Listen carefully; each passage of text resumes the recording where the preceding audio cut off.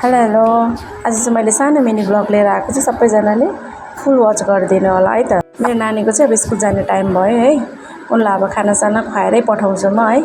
आफूले खुवायो भने चाहिँ अलिक आनन्द लाग्छ, उनीहरूले खायो भने चाहिँ अलिक मजाले खाइदिँदैन। अब खानासाना खुवायो अरे है। अब स्कुलको ड्रेस रेडी, उसलाई फेरि यो आज स्काउटको ड्रेस, मन्डे चाहिँ स्काउट हुन्छ, पुरा मनपर्छ उसलाई स्काउटको। अरू दिनभन्दा पनि उसलाई टाई साई लाउनु मन पर्दैन है। स्काउट ड्रेस चाहिँ पुरा मनपर्छ।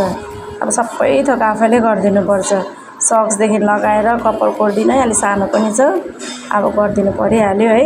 यति नराम्रो कपाल छ फेरि मेरो छोरीको, यति कर्ली छ, यस्तो झर्छ, लट्टा पनि पर्छ है। अब स्काउटको ड्रेसमा चाहिँ खोपा बनाइदिनुपर्छ।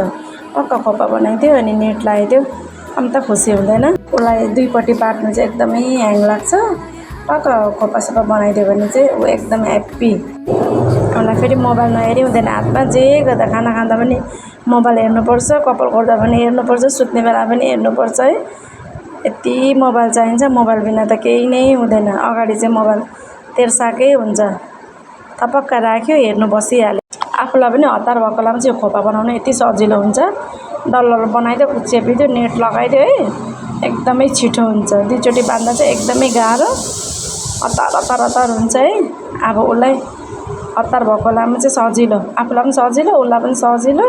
बिहानको काम चाहिँ यति हतार हुन्छ है। नानीलाई रेडी गर्नु नै आधी घन्टा लाग्छ, खुवाउनु पऱ्यो, ब्रस गराउनु पऱ्यो है। अब उसलाई फेरि क्रिम नलाइ हुँदैन, सनस्क्रिन लाउनै पर्ने, दल्नै पर्ने हो।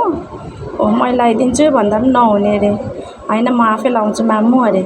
अब फेरि टिफिन फेरि उसलाई बनाएको भन्दा पनि यसरी किनेको मनपर्छ है। यस्तो त अब खासमा खानु राम्रो त होइन, अब के गर्नु, बच्चाहरूलाई यस्तै मनपर्छ है। ल थ्याङ्क्स फर वाचिङ है। बाई मेरो बच्चा है। सबैजनाले सब्सक्राइब गरिदिनु होला, माया गरिदिनु होला। Thank you, thanks for watching.